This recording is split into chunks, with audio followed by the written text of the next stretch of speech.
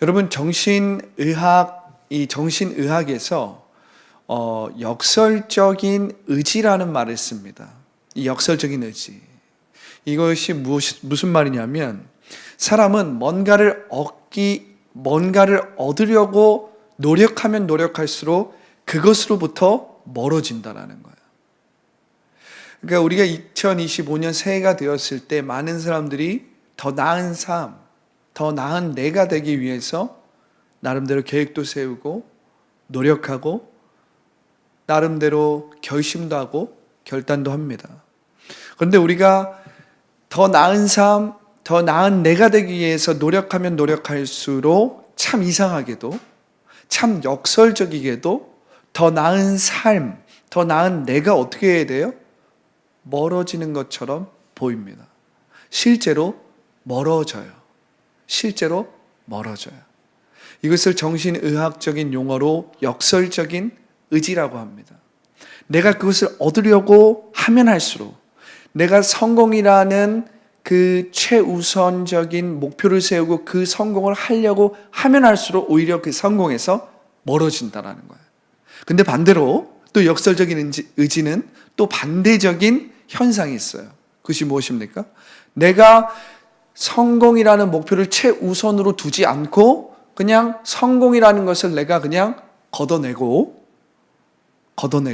내가 성공을 쫓지 않고 살아갈 때, 혹은 내가 어떤 대상이나 어떤 것을 얻으려고 노력하지 않을 때 오히려 내가 생각지도 못한 시간과 장소에서 그 일을 만나거나 얻게 된다는 거예요. 이것이 역설적인 의지의 또 다른 면입니다. 그러니까 참 아이러니합니다. 우리는 더 나은 내가 되려고, 또 더 나은 삶을 살기 위해서 계획하고 최선을 다하고 노력하면 할수록 오히려 그 내가 목표했던 더 나은 삶, 더 나은 나로부터 멀어지는데, 오히려 그것에 대한 나의 생각을 멈췄을 때 우리는 어느 순간 더 나은 삶, 더 나은 내가 되어 있는 것을 확인할 수 있다는 거예요. 이것이 역설적인 의지의 원리입니다.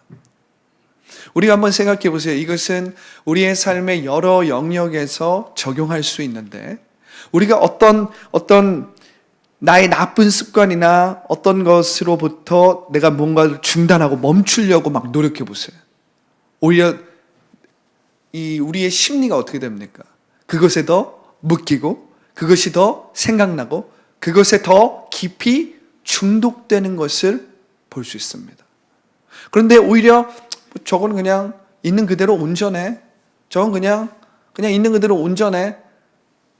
그러면서 이것이 나에게 정말 큰 일이 아닌 것처럼 내가 느끼기 시작할 때 오히려 내가 멈추고 싶고 끊고 싶었던 습관이나 잘못된 생각들을 우리가 끊을 수가 있게 되는 거야. 중독되지 않고 그것에 매이거나 묶이지 않고. 이것이 역설적 의지의 원리입니다. 그래서 여러분들은 뭔가를 여러분들이 끊고 싶고 뭔가를 바꾸고 싶을 때 그 자체에 여러분들이 매몰돼서는 안 돼요. 막 그 자체에 막 매몰되어서는 안 돼요. 왜냐하면 문제의 핵심은 눈에 보이는 물리적인 것이나 표면적인 것이 아닙니다. 그것은 그냥 현상적으로 내 눈에 보이는 거예요. 사실은 그 문제가 일어난 원인은 내가 예수 그리스도 안에서 내가 나를 잘 알지 못하기 때문에 일어나는 일이기 때문에 그래요.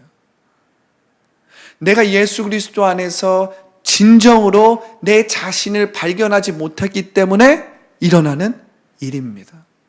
우리는 이것을 심리학적으로 또 정신의학적으로도 접근할 수 있지만 사도 바울을 보면 이것을 또한 알 수 있습니다. 여러분, 사도 바울 한번 생각해 보세요. 예수님을 만나기 전 사도 바울, 우리가 이 크리스마스 전후로 이 사도 바울에 대한 영화를 봤잖아요. 그 위대한 사도, 그 엄청난 믿음과 순교자 사도. 그러나 그가 예수를 만나기 전 청년 사울일 때를 한번 생각해 보세요. 여러분, 사울은 그야말로 하나님을 가까이 하고 싶었던 열정적이고 열심 있는 열성적인 사람이었어요.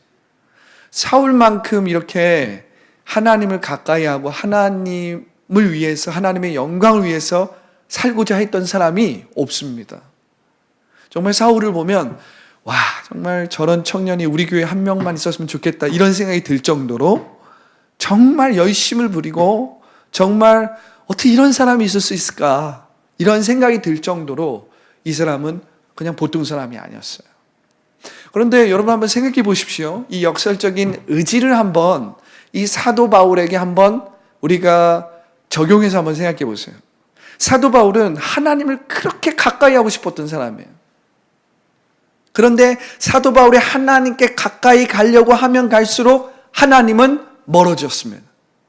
하나님께 가까이 가면 하나님께 가까이 갈수록 사도 바울은 하나님의 평강, 하나님의 사랑을 누리지도 경험하지도 못했어요. 왜냐하면 사도 바울은 율법을 통해서 하나님께 가까이 가려고 시도하고 노력하고 열심을 부렸기 때문입니다. 여러분 우리가 이것을 한번 잘 생각해 보세요. 사도 바울은 하나님을 가까이 하기 위해서 자기의 의를 세웠습니다. 자기의 공로를 세웠습니다. 하나님을 가까이 하기 위해서 율법을 다 지켰어요. 근데 그가 율법을 지키면 지킬수록 하나님과 가까워지는 것이 아니라 오히려 하나님과 멀어지게 되는 거예요. 하나님의 마음을 더 느끼는 게 아니라 하나님의 마음을 더 느끼지 못하는 그러한 마음의 상태가 되는 것입니다. 하나님께 가까이 가면 갈수록 자기가 더 드러나고 하나님께 가까이 가면 갈수록 자기의 의가 더 나타나기 때문에 하나님께 가까이 갈 수가 없는, 하나님을 느낄 수도 없고 하나님의 사랑을 체험할 수도 없는 그러한 사람이었다라는 거예요. 왜냐하면 율법은 하나님을 나타내는 것이 아니라 자기의 의를 더 나타내기 때문에 그래요. 율법은 하나님의 사랑과 하나님의 공로를 더 부각시키는 것이 아니라 나를 더 부각시키고 나의 노력과 나의 행위를 더 부각시키기 때문에 사도 바울이 목표한 바를 절대 이룰 수가 없는 것입니다. 없는 거예요. 그래서 사도 바울은 끊임없이 하나님께로 가까이 가고 싶었지만 실제로는 그 마음 가운데 하나님의 사랑도 없고 하나님의 평강도 없고 하나님이 그에게 주시는 은혜를 누릴 수도 없고 느낄 수도 없는 그러한 인생을 살았다는 것입니다. 여러분 우리는 무엇보다도 다른 사람을 향해 하나님을 향해 열린 영적 존재가 될 줄 알아야 합니다. 할렐루야. 사도 바울은 끊임없이 율법을 통해서 하나님을 위해 살려고 했어요. 하나님을 위해 뭔가를 하려고 했어요. 하나님을 위해 뭔가를 하면 내가 하나님을 더 가까이 할 수 있고 내가 하나님을 기쁘게 할 수 있고 내가 하나님의 백성이 더 온전한 백성이 되겠지 이렇게 생각한 것입니다. 그러나 율법을 통해서는 절대 하나님께 가까이 갈 수가 없었어요. 율법을 통해서는. 사도 바울은 겉으로 보기에 율법으로 흠이 없는 자였지만 내면에는 사랑도 기쁨도 평안도 없는 사람이었어요. 그토록 하나님께 가까이 가고 싶은 바울이었지만 자기의 노력과 의를 쌓으면 쌓을수록 자기의 의와 노력을 쌓으면 쌓을수록 하나님께 가까이 갈 수가 없고 멀어졌다라는 거예요. 우리가 이것을 한번 생각해 보면 여러분들은 여러분들의 의와 노력을 쌓으면 쌓을수록 오히려 여러분들이 목표한 바에 도달하지 못한다는 것을 여러분들이 깨달아야 합니다. 그러면 목사님 노력하지 말라는 말입니까? 그러면 목사님 뭔가 열심을 부리지 말라는 말입니까? 아니, 그 말이 아니에요, 여러분. 우리는 내가 누구인지 발견되고 내가 예수 그리스도 안에서 누구인지를 알게 되면 내가 누구인지 알기 때문에 무엇을 행해야 될지에 대해서 선택할 수 있게 돼요. 선택할 수 있게 돼요. 내가 누구인지 알게 되면 내가 무엇에 열심을 부리고 무엇에 노력을 하고 무엇에 희생하고 헌신해야 될지를 선택하게 되는 거예요. 이 헌신과 이 노력은 나로부터 나오는 것이 아닙니다. 내 안에 계신 예수 그리스도로 말미암아 자연스럽게 이루어지는 소원적인 책임감이에요. 할렐루야. 이것은 내가 어떤 의무를 내가 가지고 뭔가를 하려고 하는 게 아니에요. 내가 뭔가를 이루기 위해서 수단적으로 내가 생존하기 위해서 뭔가를 얻어내려고 노력하는 게 아니에요. 수단적인 목표는 작심삼일로 끝납니다. 그러나 소원적인 목표는 작심삼일로 끝나지 않아요. 할렐루야. 왜냐하면 소원적인 목표, 소원적인 이 책임은 내가 누군지 아는 상태에서 내가 무엇을 행해야 될지 선택하는 것이기 때문에 그것은 내가 뭔가를 참고 견디는 것이 아닙니다. 그러한 차원이 아니에요. 내가 누군지를 알기 때문에 내가 무엇을 행해야 될지를 내 스스로 선택하는 것입니다. 우리가 영적인 존재라는 것을 우리가 알기 시작하면 내 안에 끊임없이 영원을 향한 사모함과 열망과 열정과 열심이 일어나는 거예요. 우리는 그 흐름에 따라서 열심을 부리고 열정을 부리고 내가 노력해야 될 것, 헌신해야 될 것, 나를 희생해야 될 것을 선택할 수 있게 되는 거예요. 그런데 여러분, 이것은 내가 누군지를 알 때, 예수 그리스도 안에서 내가 누군지를 발견했을 때 자연스럽게 이루어지는 결과입니다. 여러분, 새 라이프는 이곳에 달려 있어요. 새 라이프는 내가 뭔가를 얻기 위해서 수단적인 목표를 세워서 그것을 위해서 그것을 얻고 그것을 내가 이루기 위해서 끊임없이 생존 의식을 가지고 살아가는 것이 아니에요. 그것은 작심삼일로 끝날 가능성이 높습니다. 그것은 내가 어느 순간까지는 할 수 있지만 어느 순간에는 모든 것이 다 리셋되고 다시 동기부여를 하고 또 다시 동기부여를 하고 이것이 반복되는 그러한 삶을 살 수밖에 없다라는 거예요. 왜냐하면 우리는 역설적인 의지라는 그 심리적인 차원에 걸려있기 때문에 성공을 위해서 성공을 최우선 목표를 두고 달려가다 보면 성공이 점점점 멀어지는 거예요. 사도 바울처럼 율법을 통해 하나님께 가까이 가려고 하면 할수록 하나님과 더 멀어지는 거예요. 자기의 의와 노력을 쌓으면 쌓을수록 하나님을 더 알아가는 것이 아니라 하나님에 대해서 더 무지한 자가 되는 거예요. 왜? 율법이라는 이 수단적인 목표를 이룸으로 말미암아 하나님께 나아가려고 하면 우리는 결코 하나님과 가까이 갈 수가 없어요. 사도 바울은 예수님을 만나기 전에 자신이 누군지도 모르는 상태에서 이 율법을 통해서 자기 의를 통해서 자기 노력을 쌓음으로 인해서 하나님께 가까이 가고 싶었지만 그래서 그가 하나님께 그 누구보다 가까이 있다라고 스스로 믿었지만 실제로는 어떻게 해요? 그 마음에 사랑도 없고 기쁨도 없고 평강도 없는 자였어요. 정말 율법을 통해서 하나님과 가까이 갔다면 그는 하나님의 마음을 알았을 것이고 하나님의 사랑을 경험했을 것이고 하나님의 사랑을 체험했을 것입니다. 그 마음 가운데 하나님이 주시는 평강과 의와 희락이 넘쳤을 거예요. 그러나 그는 율법이라는 이 수단적인 목표를 가지고 하나님께 가까이 가려고 했기 때문에 결코 하나님께 가까이 갈 수가 없었다라는 거야. 이것이 심리적인 정신의학의 용어로 역설적인 의지라고 하는 것입니다. 내가 누구인지 모르는 상태에서 예수 그리스도 안에서 내가 누구인지 모르는 상태에서 수단적인 목표를 이루려고 하면 할수록 그 목표로부터 나는 멀어지는 거예요.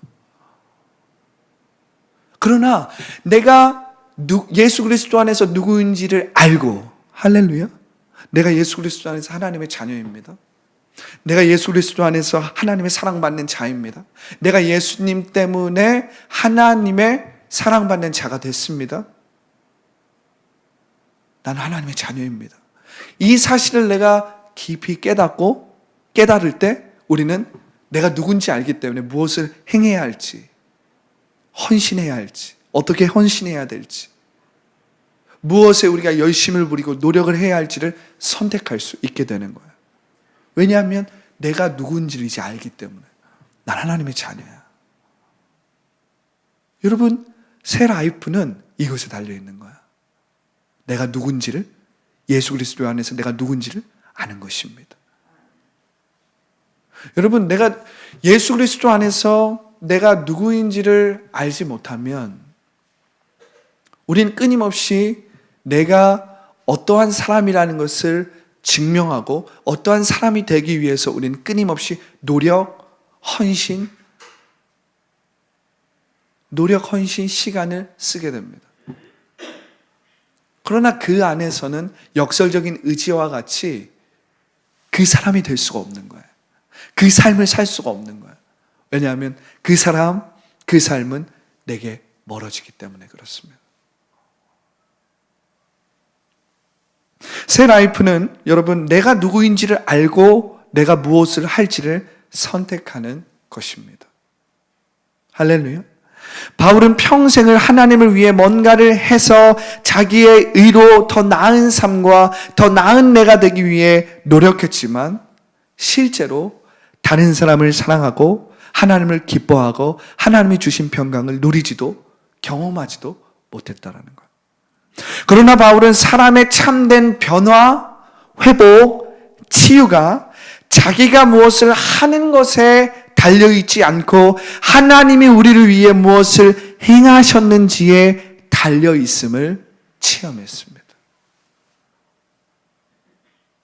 여러분, 새 라이프는 바로 여기에 달려있는 거예요.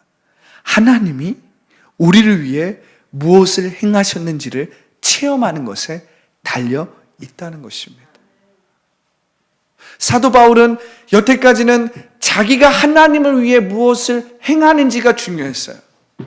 자기가 하나님을 위해 무엇을 행하는지가 중요했기 때문에 그 행함을 통해서 하나님께 나아가고 하나님을 위해 뭔가를 할 수 있다고 생각했어요. 그런데 인간의 진정한 변화는 내가 지금 무엇을 행하는지에 달려있지 않고 하나님이 우리를 위해 무엇을 행하셨는지에 달려있다라는 거예요. 할렐루야. 오늘 말씀 읽어보겠습니다. 오늘 빌립보서 3장 4절을 제가 읽어드리겠습니다. 4절부터 8절을 제가 읽어드리겠습니다. 그러나 나도 육체를 신뢰할 만하며 만일 누구든지 다른 이가 육체를 신뢰할 것이 있는 줄로 생각하면 나는 더욱 그러하리라. 나는 8일 만에 할례를 받고 이스라엘 족속이요 베냐민 지파요 히브리인 중에 히브리인이요 율법으로는 바리새인이요 열심으로는 교회를 박해하고 율법의 의로는 흠이 없는 자라. 7절이죠. 오늘 우리의 본문입니다. 그러나 무엇이든지 내게 유익하던 것을 내가 그리스도를 위하여 다 해로 여길 뿐더러. 또한 모든 것을 해로 여김은 내 주 그리스도 예수를 아는 지식이 가장 고상하기 때문이라. 내가 그를 위하여 모든 것을 잃어버리고 배설물로 여김은 그리스도를 얻고. 할렐루야. 여러분, 이 빌립보서 3장 이 7절과 8절을 도덕적이고 윤리적인 범주에서 종교적인 차원의 그 수준에서 여러분들이 이 말씀을 해석하고 접근하면 안 됩니다. 이것은 하나님 나라의 관점에서 변화, 회복, 치유가 어디서 오는지를 보여주는 말이에요. 이것은 도덕적인 윤리적인 차원에서 사도 바울은 정말 대단해. 사도 바울은 정말 금욕적인 삶을 살았어. 사도 바울은 정말 세속적인 삶을 다 뒤로하고 오직 영적인 것만을 추구했어. 이러한 레벨로, 이러한 도덕적이고 윤리적인 차원에서 이 말씀을 접근하면 이 말씀을 반밖에 모르는 거예요. 여러분, 이 말씀을 하나님 나라에서 변화, 회복, 치유가 어떻게 일어나는지를 사도 바울이 이야기하고 있는 것입니다. 사도 바울은 오랫동안 예수님을 만나기 전까지 예수 그리스도 밖에 있을 때는 변화, 회복, 치유, 진정한 이 새 라이프가 자신의 행위로부터 오는 줄 생각했던 사람이에요. 그런데 삶의 변화, 치유, 회복은 내가 무엇을 행했는지에 달려있는 것이 아니라 하나님이 우리를 위해 무엇을 행하셨는지에 달려있다라는 것을 사도 바울은 체험했다라는 거예요. 이건 내가 율법을 이렇게 지켰습니다. 내가 이렇게 율법으로 흠이 없습니다에 달려있지 않다라는 것을 사도 바울은 깨달았다라는 거예요. 느꼈다라는 거예요. 체험했다라는 거예요. 나의 삶의 진정한 변화는, 나의 삶의 진정한 행복은, 나의 삶의 진정한 치유와 회복은 나의 행위에 달려있는 것이 아니라 하나님이 우리를 위해 무엇을 행하셨는지에 달려있다라는 거예요. 하나님이 우리를 위해 무엇을 행하셨는지를 내가 체험하면 나는 변화, 치유, 회복된다는 거예요. 변화, 치유, 회복된다는 거예요. 사도 바울은 너무나도 오랫동안 육체적인 생각으로 살았던 사람이에요. 심리적인 차원에서, 정신적인 차원에서 인내를 가지고 자기를 부단히 금욕하면서 율법을 지키기 위해서 자기를 깎고 노력하고 내려쳤던 사람입니다.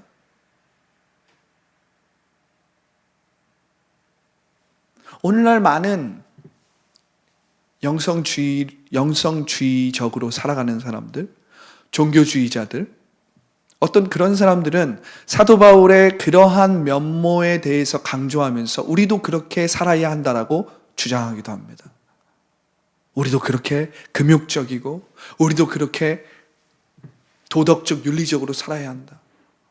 그러나 여러분, 우리가 도덕적, 윤리적으로 살기 위해서는 사실은 우리가 도덕적인, 윤리적인 존재가 되기 위해서 금욕적이고 나 스스로를 막 종교적으로 희생하고 그러한 노력을 해서 내가 도덕적, 윤리적으로 되는 게 아니에요, 여러분. 그것은 눈에 보이는 표면적이고 눈에 보이는 물리적인 현상이지. 진정한 변화는 내 안에서 내가 누구인지를 알아갈 때, 할렐루야, 난 하나님의 자녀입니다. 난 하나님의 말씀대로 창조된 하나님의 자녀입니다. 이것이 내 안에서 깨달아지고 느껴지고 보아지기 시작할 때 나의 인생이 참으로 변화, 회복, 치유되기 시작하는 것입니다.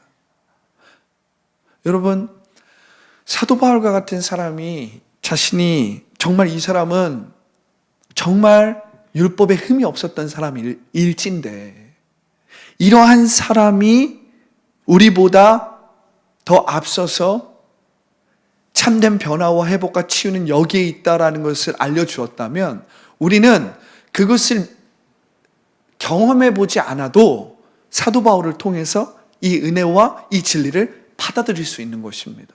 할렐루야. 할렐루야. 오늘 사도 바울의 이 고백을 다시 한번 제가 읽어드리겠습니다. 사도 바울의 이 존재적인 혁명의 고백, 이것은 도덕적, 윤리적인 차원에서 접근해서는 안 돼요. 하나님 나라의 변화, 회복, 치유의 관점에서 이 말씀을 볼 줄 알아야 합니다. 그러나 무엇이든지 내게 유익하던 것을 내가 그리스도를 위하여 다 해로 여길 뿐더러, 다 해로 여긴대. 또한 모든 것을 해로 여기면 내 주 그리스도 예수를 아는 지식이 가장 고상하기 때문이라. 우리 한글 성경은 고상하다라는 아주 점잖은 표현을 썼지만 사실 영어로만 보더라도 이것은 최상급입니다. 가장 탁월하다, 이것이. 가장 탁월하다, 이것이. 할렐루야. 가장 탁월한데 내가 그를 위하여 모든 것을 잃어버리고 배설물로 여김은 그리스도를 얻고, 할렐루야. 그러면서 9절에 그 안에서 발견되려 함이니. 할렐루야. 여러분, 사도 바울은 너무나도 오랫동안 자기가 행하는 것으로 하나님께 가까이 가고자 했던 사람이었어요. 그러나 율법을 통해서 그가 하나님께 가까이 가려고 하면 가까이 갈수록 하나님과 멀어졌습니다. 하나님의 사랑과 멀어졌습니다. 하나님의 자비와 멀어졌습니다. 하나님의 평강과 멀어졌어요. 그러나 바울은 사람의 참된 변화, 회복, 치유가 자기가 무엇을 하는 것에 달려있지 않고 하나님이 우리를 위해 무엇을 행하셨는지에 달려 있음을 체험하게 된 거예요. 체험하게 된 거예요. 그래서 사도 바울은 예수 그리스도를 아는 것이 나에게 가장 탁월하다, 고상하다라고 이야기한 것입니다. 그리고 사도 바울은 이 일에 자신을 헌신, 봉사, 섬기기 시작한 거예요. 여러분들이 열심을 부려야 될 것, 여러분들이 열정을 부리고 헌신해야 될 건 무엇이냐면, 한마디로 말하면 여러분들은 말씀을 말하는 것에 헌신, 봉사, 노력을 해야 되는 거예요. 여러분들이 어떤 사람이 되기 위해서, 어떤 더 나은 삶을 살기 위해서 노력하고 그것을 얻기 위해서, 이루기 위해서 여러분들을 쳐서 그 일에 시간을 보내고 그 일에 최선을 다하다 보면 그 일이 가까워지는 것이 아니라 멀어진다니까요. 역설적 의지의 원리에 의해서. 그러나 여러분들이 예수 그리스도 안에서 하나님이 여러분들을 위해 무엇을 행하셨는지를 느끼고 깨닫기 시작하면 여러분들 안에 참된 변화, 회복, 치유가 일어나는 거예요. 할렐루야. 사도 바울이 예수 그리스도 외에는 내가 모든 것들을 배설물로 여긴다라는 이 아주 노골적인, 그러나 아주 충격적인 이 말은 그만큼 예수 그리스도께서 우리를 위해서 무엇을 행하셨는지를 체험하는 것이 중요하다는 말이에요. 그것이 우리의 생명입니다. 그것이 우리의 삶의 모든 것을 결정할 만큼 진리라는 거예요. 그러니까 여러분들은 무엇에 목숨을 걸어야 하냐? 성경 말씀을 읽고 성경 말씀을 암송하고 예배에 와서 무엇에 여러분들이 목숨을 걸어야 하냐면 예수님이 나를 위해 무엇을 행하셨는지를 발견하는 것, 예수님이 나를 위해 무엇을 행하셨는지를, 그 고상한 지식을 체험하는 것에 목숨을 걸어야 돼요. 그래서 이걸 훈련하는 게 뭐예요? 이걸 훈련하는 게 말씀대로 말하는 것입니다. 이걸 훈련하기 위해 말씀대로 생각하고 꿈꾸고 말씀대로 믿는 거예요. 예수님이 나를 위해 무엇을 행하셨는지를 체험하게 되면 우리는 예수님을 향해서 헌신, 봉사, 섬김의 삶을 자연스럽게 살 수 있게 돼요. 할렐루야. 구원받기 위해서, 내가 천국 가기 위해서, 내가 더 나은 사람이 되기 위해서 우리가 뭔가를 노력하면 그것은 표면적으로는 그러한 사람이 될 수는 있어요. 그러나 내 속사람은 나타나지 않고 내 겉사람만 그럴듯하게 보이는 거예요. 거짓자라는 것입니다. 거짓자는 겉으로 보기에는 그렇게 살 수 있다니까요. 그러나 내 속은 전혀 변하지 않았어. 내 속은 제대로 회복, 변화, 치유되지 않았어요. 할렐루야. 그래서 우리는 기도를 그럴듯하게 할 수 있지만 그 기도와 나의 삶은 일치되지 않는 인생을 살아가는 거예요. 내가 신앙생활은 나름대로 교회 다니고 나름대로 교회에 가서 예배도 드리지만 나의 일주일의 삶은 예수 그리스도 밖에서 생활하는 거예요. 예수 그리스도 밖에서 생활하는 거예요. 왜? 예수 그리스도께서 나를 위해서 무엇을 행하셨는지를 체험하지 않으면 우리는 내가 누구인지를 모르기 때문에 무엇을 행해야 할지를 끊임없이 선택할 수가 없어요. 그저 다른 사람이 하니까 하게 되는 거예요. 세상이 이것을 요구하는 것 같으니까 이걸 하는 거예요. 세상의 기준대로 내가 어느 정도 맞춰서 살아야 하니까 이렇게 살아가는 거예요. 아니에요, 여러분. 우리는 예수 그리스도 안에서 누군지 알기 때문에, 하나님의 자녀이기 때문에, 말씀대로 창조된 영적인 존재이기 때문에 우리가 무엇을 행해야 될지를 선택하는 하나님의 사람들인 거예요. 할렐루야. 할렐루야.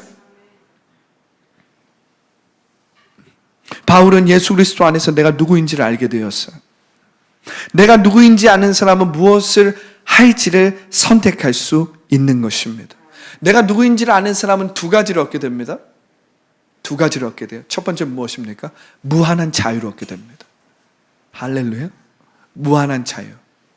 예수 그리스도 안에서 내가 누군지를 아는 사람은 예수 그리스도 때문에 하나님의 자녀가 되는 권세로서 이젠 내가 누군지를 발견했기 때문에 오랫동안 죄의식, 부끄러움, 수치심에 매여 있고 갇혀 있는 삶을 살았다면 예수 그리스도 안에서 내가 누군지를 아는 사람, 발견한 사람은 이젠 이 죄의식, 죄책감, 부끄러움, 이 수치심으로부터 자유하게 되기 때문에, 벗어나게 되기 때문에 무한한 자유를 체험하는 거야.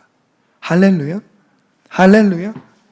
수치심으로부터, 부끄러움으로부터 예수 그리스도 때문에 내가 누군지 알기 때문에. 할렐루야. 또 다른 측면으로 예수 그리스도 안에서 내가 누군지를 발견한 사람은 두 번째, 소원적인 책임을 갖게 됩니다. 무한한 자유 옆에는 아주 동일하게 소원적인 책임이 주어져요. 할렐루야. 우리가 자유하기 때문에, 무한히 자유하기 때문에 어떤 일에 소원적으로 책임지게 되는 것입니다. 할렐루야. 여러분, 자유함이 있는데 책임이 결여됐다. 이것은 자유가 아니라 방종인 거예요. 사실은 그것은 자유라는 것을 만끽할 수도 없고 느낄 수도 없고 자유가 얼마나 좋은 것인지를 알 수도 없습니다. 만약 책임이 없다면 자유가 얼마나 좋은 것인지를 알지 못해요. 체험할 수 없습니다. 그러니까 자유가 너무나도 책임이 없는 자유는 우리를 더 새롭고 변화, 회복, 치유시키는 것이 아니라 우리를 더 망치고 더 병들게 만들고 더 외롭게 만들고 더 깊은 중독이나 더 깊은 방황이나 비행에 빠지게 만듭니다. 그런데 예수 그리스도 안에서 나를 아는 자는 내가 무엇을 행해야 할지를 선택하는 자라고 했잖아요. 여기는 두 가지가 따르는데 무한한 자유와 소원적인 책임이 따른다는 거예요. 이 소원적인 책임은 강제적인 책임이나 어떤 의무를 부과한 책임과는 다릅니다. 나는 내가 누구인지를 아는 사람, 예수 그리스도 안에서 내가 누군지를 아는 사람은 내가 영적인 존재라는 것을 깨닫게 됩니다. 여러분, 영적인 존재라는 것은 자기에게 집중하는 것이 아니에요. 다른 사람, 그리고 하나님을 향해 무한히 열려 있는 것입니다. 다른 사람, 하나님을 향해서 헌신하는 사람은 자기보다 더 큰 의미를 추구하고 더 큰 의미를 이룰 수 있는 영적 존재가 되는 거예요. 할렐루야. 여러분, 영적 존재라는 말은 다른 사람과 하나님을 향해서 열려 있다라는 말입니다. 그러니까 지극히 신체적으로, 육체적으로, 심리적으로 사는 사람들은 다른 사람에게 열려 있지 않아요. 하나님에게, 절대자에게 열려 있지 않습니다. 그 사람은 아주 지독하게 자기 자신에게 집중되어 있어요. 잘 보세요, 여러분. 정신의학에서 이 신경증과 관련된 모든 정신병이 일어나는 원인을 어디에 두고 있냐면 자기 자아에게, 자기 자신에게 지독하게 집중되어 있을 때 신경증이 일어난다는 거예요. 이건 제 말이 아닙니다. 정신의학에서 신경증을 만드는 원인을 그렇게 규정하고 있어요. 왜 21세기를 사는 현대인들이 그 어떤 시대의 사람들보다 이 신경증에 노출되어 있고 신경증으로 시달리느냐. 신경증에는 많은 병명들이 있습니다. 우울증이든 수없이 많은 이 감정과 관련된 방어 기제와 관련된 이 증상과 병명이 있어요. 그런데 그것이 모두 다 신경증이라고 하는데 이 신경증의 가장 큰 원인을 뭐라고 말하냐면 자기 자신에게 지독하게 집중되어 있을 때, 내가 할 때, 나에게 집중되어 있을 때, 나의 감정에 집중되어 있을 때 사람이 예민해지고 그 예민함이 점점점 심해지면 신경증 노이로제로 빠진다는 거야. 할렐루야. 할렐루야. 그런데 여러분, 우리가 영적인 존재라고 하는 것은 우리가 심리적, 이 신체적 차원을 넘어서서 내가 예수 그리스도 안에서 영적인 존재라는 것을 깨닫게 되는 거예요. 할렐루야. 내가 영적인 존재라는 것을 깨닫게 된다는 말은 나에게 집중되었던 것을 이젠 다른 사람을 향하여서, 할렐루야. 그리고 나를 창조하시고 나보다 더 크신 그 하나님을 향하여서 열려있는 존재가 되는 것이 영적인 존재라는 거예요. 우리가 다른 사람을 향하여서, 하나님을 향하여서 열려있으면 열려있을수록 우리는 나 자신보다 더 큰 의미를 이루고 나 자신보다 더 큰 의미를 향해서 가기 때문에 그 안에서 변화, 회복, 치유가 일어난다는 것입니다. 할렐루야. 그렇기 때문에 여러분, 새 라이프는 바로 여기에 달려있는 거예요. 나에게 집중하지 않고 하나님에게 더 열려있는 것입니다. 나에게 너무 지독하게 빠져있지 않고 다른 사람을 향해서 열려있는 영적인 존재로서 매일매일 거듭나는 것입니다. 그럴 때 우리는 신경증으로부터 치유될 수 있어요. 나 자신의 어떤 예민함으로 만들어지는 그러한 우울증이나 그러한 어떤 감정의 기복이나 그러한 깊은 신경증의 정서로부터 우리는 자유하고 회복하고 치유될 수 있다는 것입니다. 할렐루야. 말씀을 마무리합니다. 우리는 신체적, 심리적 존재만이 아니라 영적인 존재입니다. 즉 우리는 나에게 집중하는 것이 아니라 다른 사람과 하나님을 향해 봉사, 섬김, 헌신할 때 나보다 더 큰 의미와 목적을 이루는 영적 존재로서 거듭난다라는 말이에요. 할렐루야. 할렐루야. 우리 사도 바울의 삶을 통해서 이것을 발견할 줄 알아야 합니다. 사도 바울은 어떤 심리적 이런 의학이 발달하지 않은 그 시대에서도 예수 그리스도를 체험함으로 말미암아, 할렐루야, 예수 그리스도께서 그를 위해서 무엇을 행하셨는지를 체험함으로 말미암아 그가 누구인지를 알게 되었어요.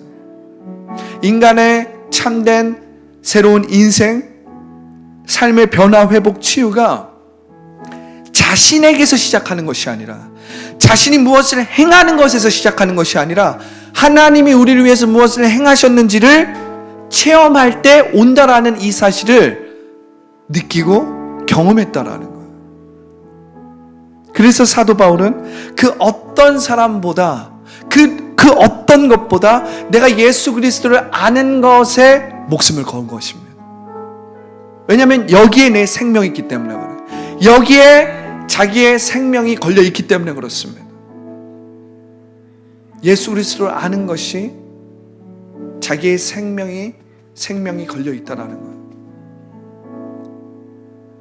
사도 바울이 그토록 하나님께 가까이 가고 싶었는데 그것은 자신의 행위와 율법을 통해서 이루어지는 것이 아니라 하나님이 우리를 위해서 무엇을 행하셨는지를 체험하는 것, 내가 예수 그리스도 안에서 누구인지를 발견하는 것, 그래서 내가 무엇을 행할지를 선택하는 것, 여기에 달려있다라는 거예요. 할렐루야.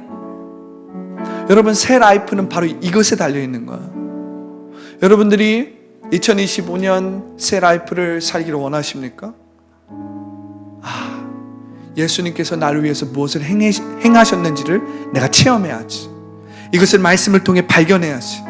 이것을 훈련하는 것은 말씀대로 말하는 것, 말씀대로 생각하는 것, 말씀대로 내가 꿈꾸고 느끼고 믿는 것입니다. 할렐루야. 그리고 내가 누구인지를 알았다면 내가 무엇을 행해야 할지를 무한한 자유 안에서 소원적인 책임을 가지고 선택하는 거예요. 선택하는 거예요. 할렐루야. 우리가 이것을 잘 하기 위해서는 생각하는 것을 멈출 줄 알아야 돼.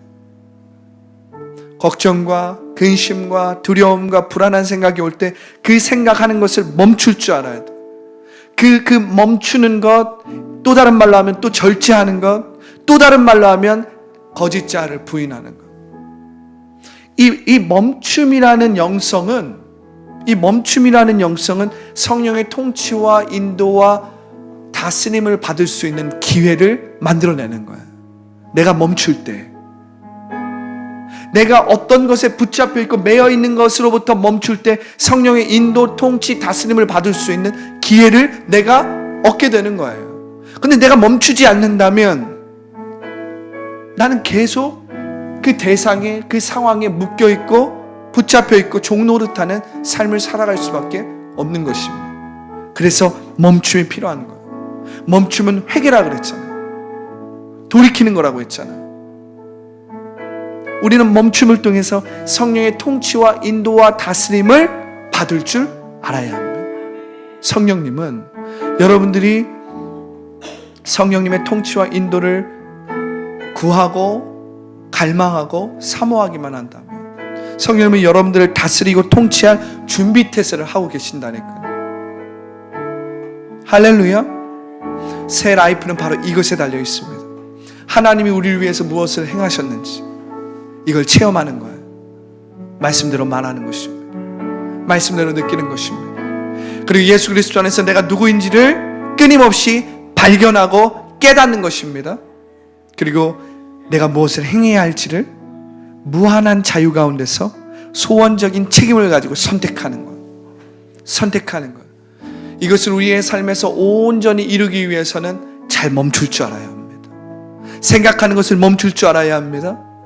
내 마음 가운데 일어나는 불평과 부정적인 생각을 멈출 줄 알아야 합니다. 그리고 성령의 통치와 인도를 받을 줄 알아야 합니다. 할렐루야. 새 라이프는 이것에 달려 있습니다. 여러분 오늘 말씀을 반복해서 들으면서 새 라이프는 이렇게 사는 것이구나. 여러분들 새 라이프를 계속해서 여러분들의 삶에 세워가십시오. 그래서 하나님 나라의 자녀로서 하나님 나라를 침노하는 자가 되십시오. 현재적 하나님 나라를 누리고 나타내는 자가 되십시오. 할렐루야. 새 라이프를 살기를 예수님의 이름으로 축복합니다.